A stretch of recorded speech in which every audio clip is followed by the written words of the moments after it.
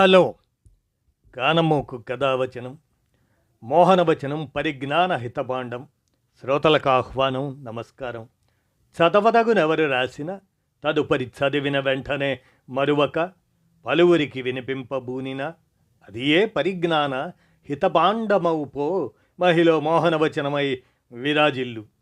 పరిజ్ఞాన హితభాండం లక్ష్యం ప్రతివారీ సమాచార హక్కు. ఆస్ఫూర్తితోనే ఇప్పుడు చెలసాని వెంకటరామారావు విరచిత అంశంగా గతితార్కిక భౌతికవాదం మార్క్సిజం అనేటువంటి అంశాన్ని ఇప్పుడు మీ కానమోకు కథావచనం శ్రోతలకు మీ కానమోకు స్వరంలో వినిపిస్తాను, వినండి. గతితార్కిక భౌతికవాదం మార్క్సిజం. ఇక వినండి. మార్క్సిజం ఒక శాస్త్రం.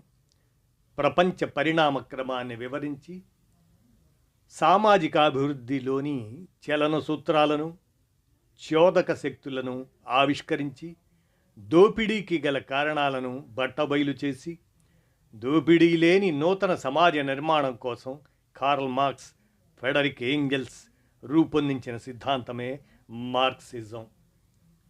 మార్క్సిజం సిద్ధాంతంలో 3 ప్రధాన అంశాలు ఉన్నాయి: తత్వశాస్త్రం, అర్థశాస్త్రం, సోషలిజం. తత్వశాస్త్రంలో ప్రధానంగా 2 అంశాలు: 1 గతితార్కిక భౌతికవాదం, 2 చారిత్రక భౌతికవాదం ఉన్నాయి. పాదార్థిక ప్రపంచానికి, ఆత్మిక ప్రపంచానికి మధ్య గల సంబంధాన్ని వివరించేదే తత్వశాస్త్రం. ఇందులో మార్క్స్ ప్రవచించిన సిద్ధాంతం ఎంతో పరిపక్వమైన, సర్వశక్తివంతమైన సిద్ధాంతం. ఇది శాస్త్రీయమైనది, పరిపూర్ణమైన ప్రపంచ దృక్పథాన్ని ఆచరణాత్మకంగా రుజువుపరిచింది. మార్క్సిస్ట్ భావన మనకు జర్మన్ తత్వశాస్త్రంలో, ఇంగ్లీష్ అర్థశాస్త్రంలో, ఫ్రెంచ్ సోషలిజం భావనలో ద్యోతకమవుతుంది. మార్క్సిస్ట్ తత్వశాస్త్రం అంటే ఒక భౌతిక సిద్ధాంతం. ఇది మూఢనమ్మకాలకు విరుద్ధం. భౌతిక ప్రపంచాన్ని వాస్తవంగా ఉన్నది ఉన్నట్లుగా ఇది వ్యక్తపరుస్తుంది. సంఘ విషయాలు, వాటి ఉనికి, అందుకు కారణమైన చలన సూత్రాలు, చోదక శక్తుల గూర్చి తత్వశాస్త్రం చర్చిస్తుంది. తత్వశాస్త్రం అభివృద్ధి చెందే దశలో విశ్వాన్ని, దాని అంతిమ సత్యాన్ని తెలుసుకునే ప్రయత్నంలో ఈ చరాచర ప్రపంచానికి ఆవల ఏమైనా ఉందా, ఉంటే అది ప్రధానమా, లేక ఈ విశ్వం ప్రధానమా అనే చర్చ వచ్చింది.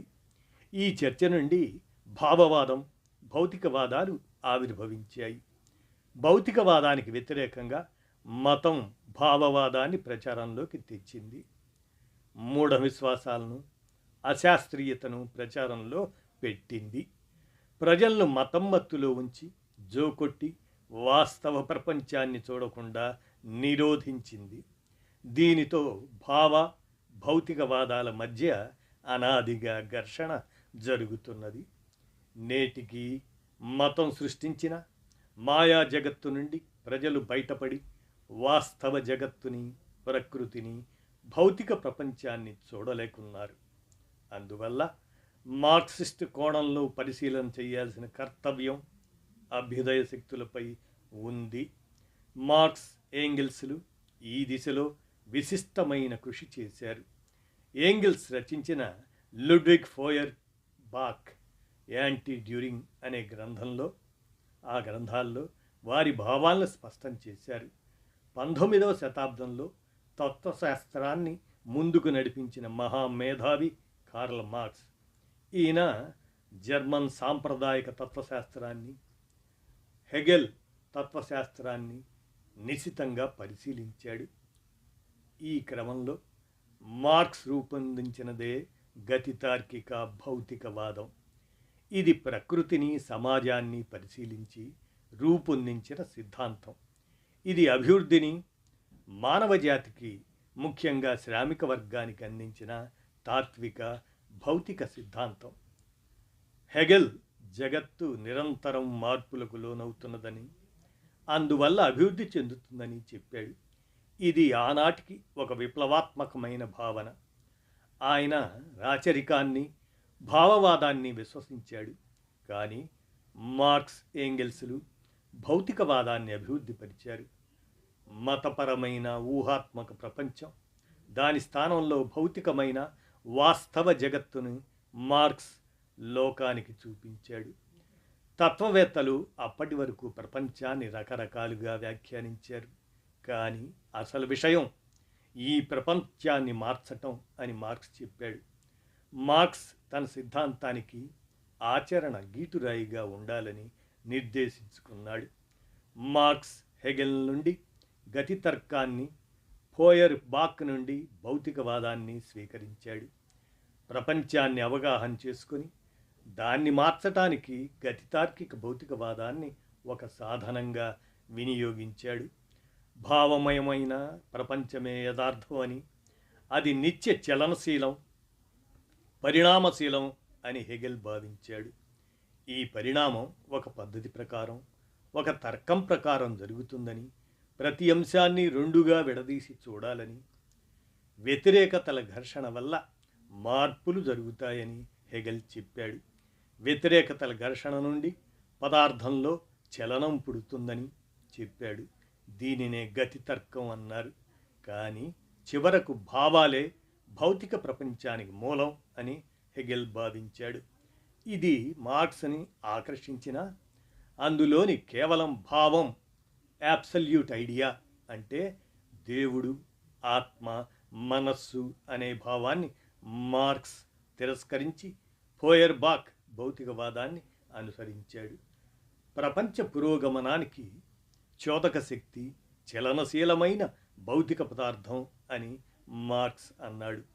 అందువల్లనే మార్క్సిజాన్ని గతితార్కిక భౌతికవాదం అనే పేరుతో వ్యవహరించారు.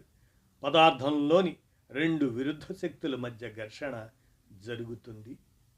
ఈ ఘర్షణ వల్ల దాని భౌతిక స్థితి ఉన్నత స్థితికి అభివృద్ధి చెందుతుందని, ఈ పురోగతి భౌతిక పదార్థ పరిణామానికి, జీవ పరిణామానికి, మానవ పరిణామానికి, మానవ సమాజ పరిణామానికి దారితీస్తుందని మార్క్స్ సిద్ధాంతీకరించాడు. దీని వలన మానవ సమాజం ఉన్నతోన్నత దశకు చేరుతుందని మార్క్స్ చెప్పాడు.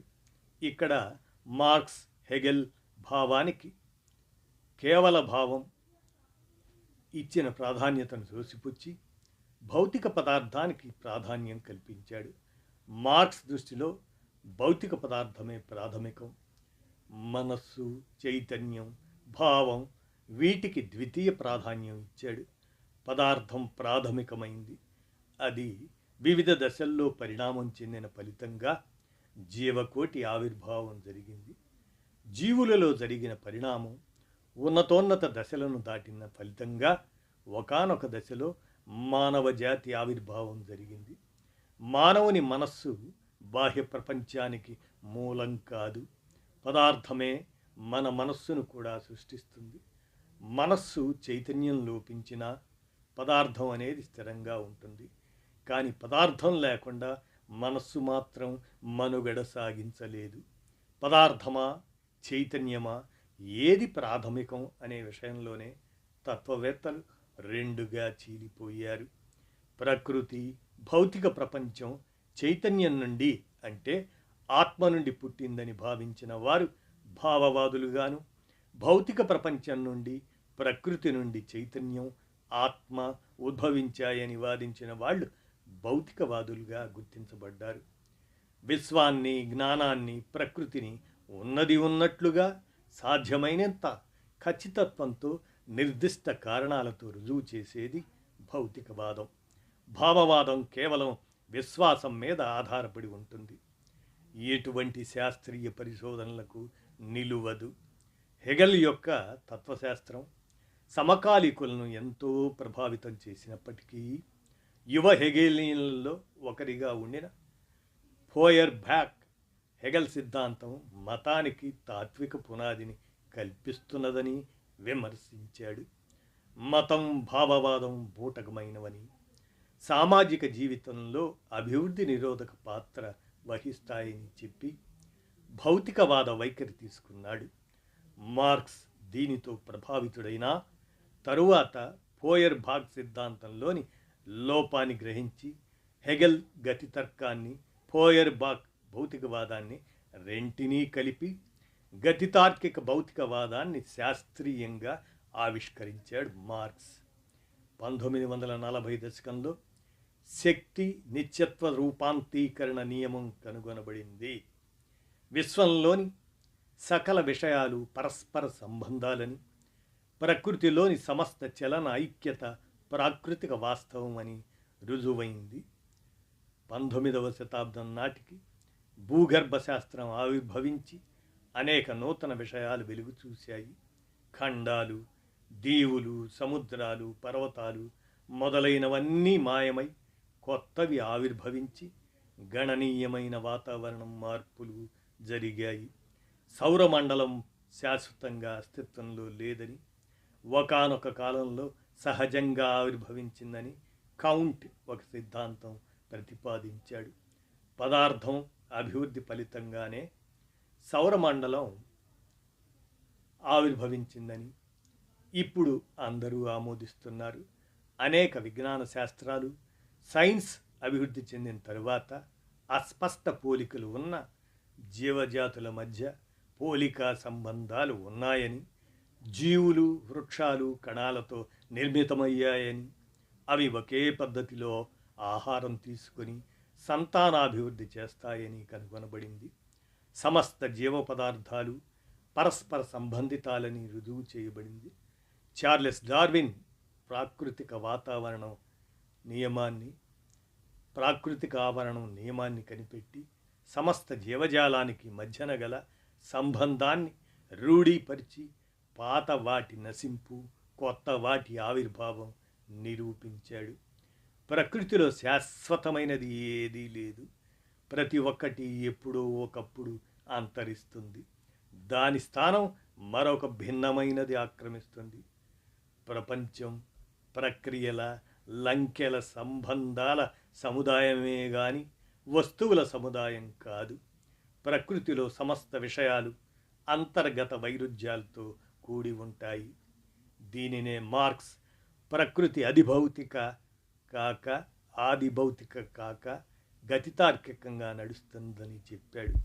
ఈ బాహ్య ప్రపంచాన్ని, ప్రకృతిని మార్చే క్రమంలో మానవుని కార్యకలాపాలను ఆచరణ అంటారు. ఆచరణ మానవ అస్తిత్వానికి ప్రాథమిక షరతుగా ఉంటుంది. జంతువులు, మనుషులు ఆకలి, చలి, శత్రువు నుండి రక్షణకు నైసర్గిక పరిసరాలపై ప్రభావాన్ని నెరపాల్సి ఉంటుంది. అందుకే విజ్ఞానం సంపాదించిన మనిషి సంఘజీవిగా మారాడు. మానవులను ఒక జాతిగా తీర్చిదిద్దేది ఆచరణ అంటే పని లేక శ్రమ మాత్రమే. అదే మానవుని అంతఃసారం. ఉత్పత్తి ప్రక్రియతో మానవ జాతి నిమ్న దశ నుండి ఉన్నత దశకు చేరింది. ఉత్పత్తిలో మనం సాధించే ప్రగతే చరిత్ర క్రమాన్ని నిర్ణయిస్తుందని మార్క్స్ చెప్పాడు. దీని కొరకు మానవుడు తన నైసర్గిక పరిసరాలపై ఆధిపత్యం సాధించాడు. మానవుల భౌతిక, మానసిక జీవితంలో ఆచరణ నిర్ణయాత్మకమైన పాత్ర వహిస్తుందని మార్క్స్, ఏంగెల్స్లు నిరూపించారు. మానవ జాతి చరిత్రకు భౌతికవాద దృష్టిని ఇవ్వగలిగారు. 2500 సంవత్సరాల క్రితం కపిలుడు అనే తత్వవేత్త సృష్టిలో ఏదీ శాశ్వతం కాదు, ఏ వస్తువు శూన్యం నుండి తయారు కాదు, పదార్థాన్ని నాశనం చెయ్యలేము, వస్తువును నాశనం చెయ్యాలని చూస్తే అది దేనితో తయారు చేయబడిందో ఆ పదార్థంగా మారిపోతుంది. అదే ద్రవ్యం అని, దానితోనే అన్ని వస్తువులు తయారు చేయబడతాయని చెప్పాడు. అనెక్సిమెనెస్ గాలిని ప్రాథమిక పదార్థం అన్నాడు. హెరాక్లిటస్ అగ్ని ప్రాథమికమన్నాడు.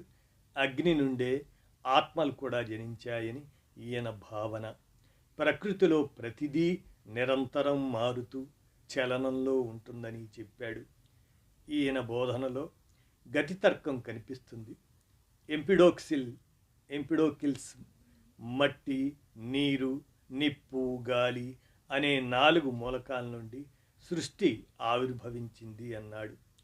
డెమోక్రిటస్ అణు సిద్ధాంతకర్త అణువుల కలయిక వల్ల వివిధ వస్తువులు ఏర్పడతాయని చెప్పాడు.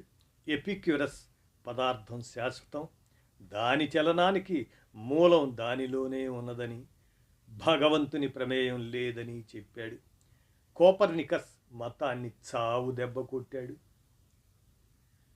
టాలమీ భూమి కేంద్ర సిద్ధాంతం చెబితే కోపర్నికస్ సూర్యకేంద్ర సిద్ధాంతం చెప్పి శాస్త్ర విజ్ఞానాన్ని మలుపు తిప్పాడు. గెలీలియో కోపర్నికస్ని బలపరిచి ప్రపంచం అనంతం, పదార్థం శాశ్వతం, ప్రకృతి అంతా ఒకటే అని చెప్పాడు.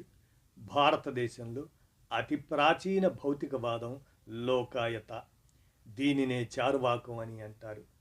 విశ్వంలో ప్రతిదీ గాలి, నీరు, నిప్పు, భూమి, ఆకాశం అనే పంచభూతాలతో కూడుకొని ఉంటుందని చెప్పారు.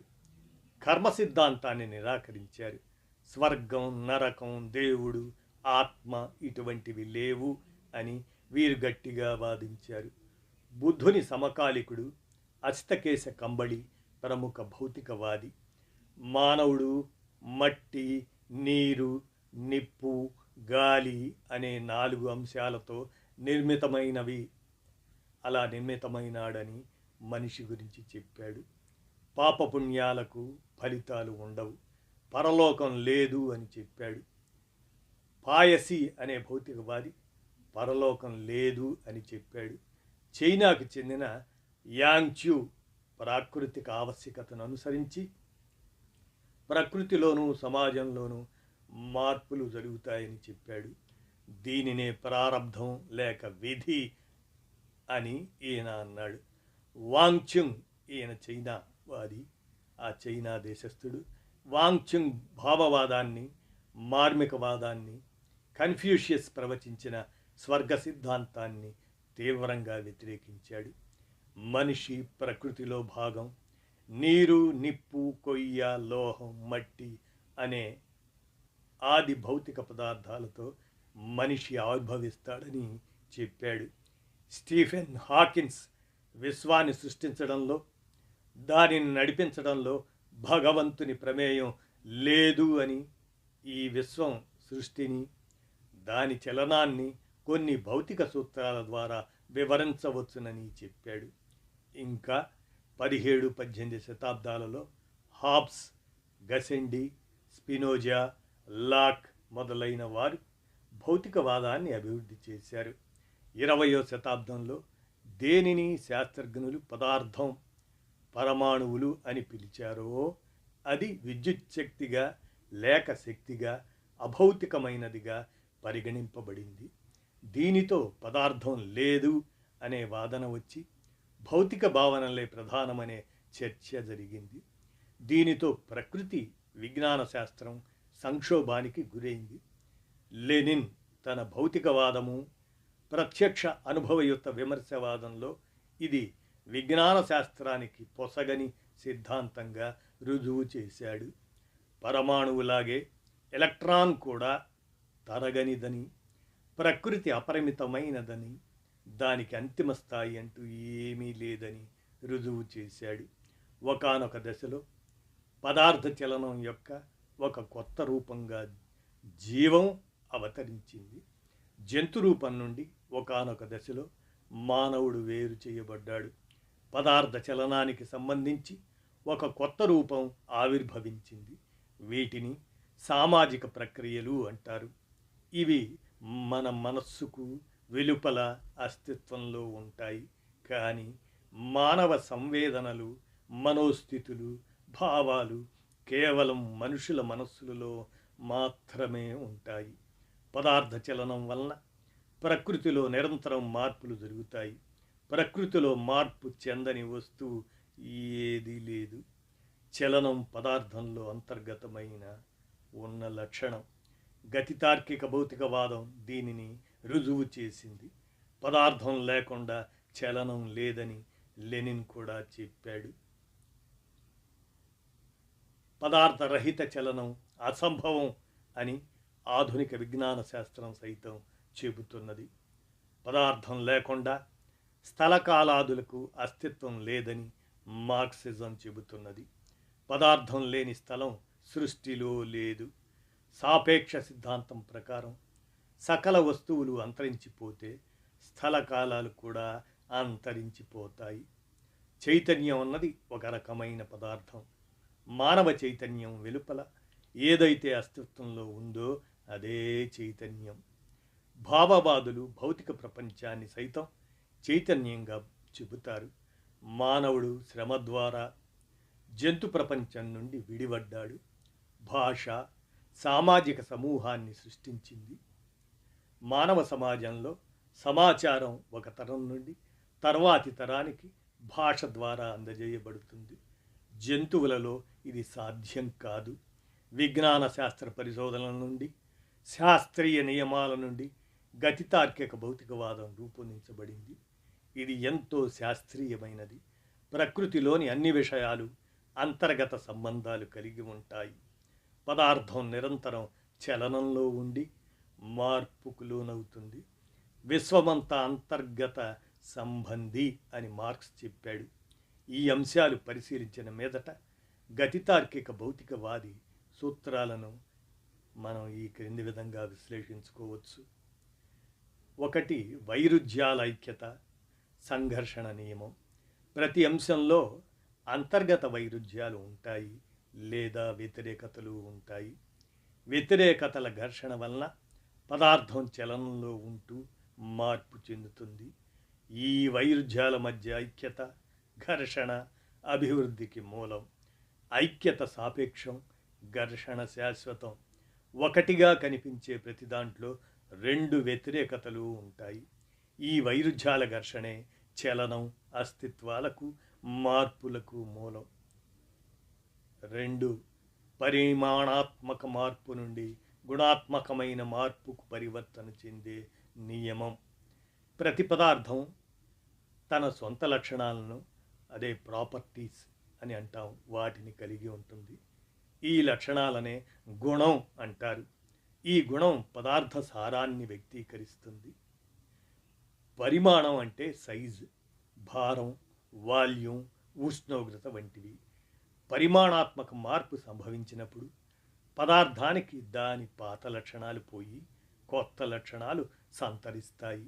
ఇది ప్రకృతిలోని అన్ని అంశాలకి వర్తిస్తుంది. ఇక 3.